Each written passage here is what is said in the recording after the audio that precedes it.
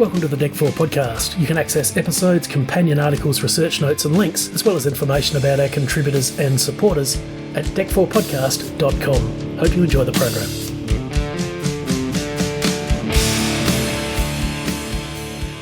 I mean, John Salthouse is mesmerising. The marvellous episode that you did, the tribute to Tony Scannell, it was said, I think actually by Mark Wingett, said that it was Ted Roach was one of those characters that actually defined the bill. And I think Galloway also in the early years. And I was sort of interested recently to rediscover John Salthouse's performance in Abigail's Party. Where have you been? Southend.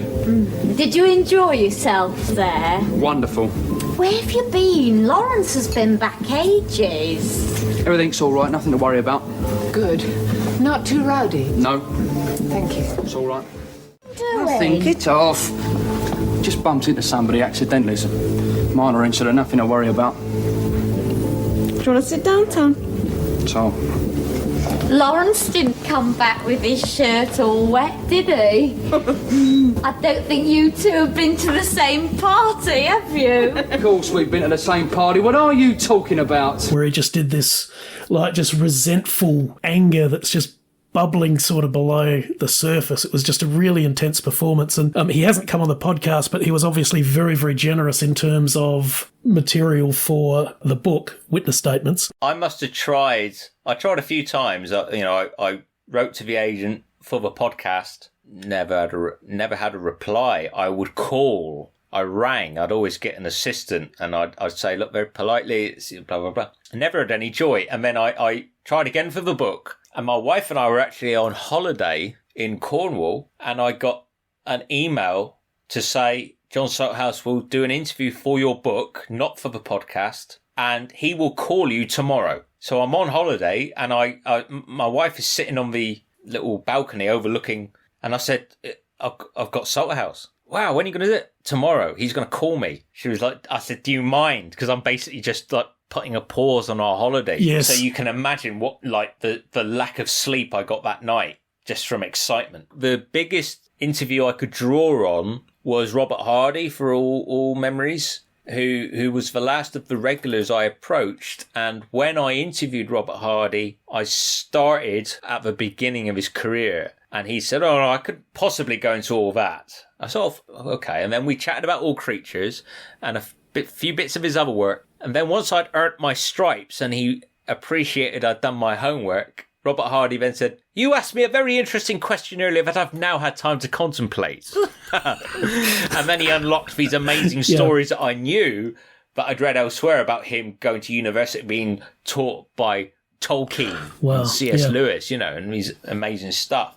So I that was in my head, that was the biggest interview I'd done to date. And now was time for an even bigger one, because there were no interviews for me to kind of get any nuggets for John Salthouse. If there was no guide, this was going to be the only real one. So the responsibility was massive. And I started by giving him praise, real praise, to the point of the longer I talked, the more I thought, is he still there? Because he was listening. And then he said, look, it's a long time ago, right? I cannot give you. I think what he was worried is that he wouldn't. He was very. I really liked him. Mm. He actually rang me 3 times because he was waiting to hear from a member of his family about something going on in their life, just real life stuff. And so he said, I'm sorry, I've got to take another call. I will call you back. And so, I had no number to call back, and I just had to sit and wait. And of course, we'd just started, and then he went, and I thought, will he call back? When will he call back? I don't know. But he called back quite, within a quarter of an hour. So then, of course, you're like, don't overthink this. Like, you're doing fine. Just, simmer. And, once he opened up, he was really, really, he was more proud of Barry Appleton's work on the series. He was very impressed about Barry. And I think the fact I had interviewed Barry got me John Salthouse. I think Eric, he's never said so. I believe Eric Richard put a word in, but I think it was the fact that Barry Appleton was on board, which is why John Salthouse admired the Bill because of Barry's influence.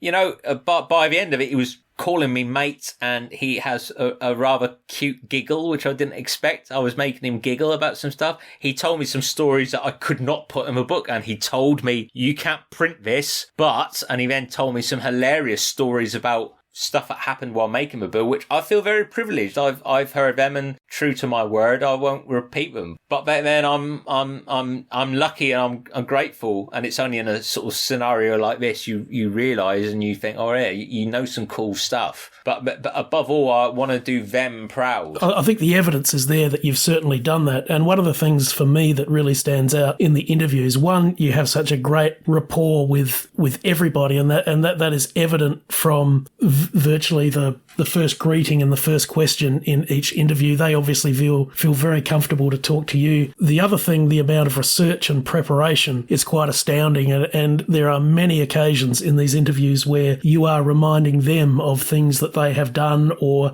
episodes that they have been in that they had forgotten. So there's obviously a huge amount of preparation that goes in to the interviews, but the rapport is something quite special, and I think this has enabled you to really get some very honest and absolutely fascinating conversations with, people that we grew up with and admired. Yeah, I mean, that's very kind of you, and I love listening to their stories as a fan, let alone, capturing it. As time's gone on, I cut myself down. Toby Haydock was a big influence on me. He's moderated many of the Doctor Who DVD commentaries, and I got to sort of work with Toby a bit on This Morning. They said, we need a TV guru. I was like, I know, just a guy.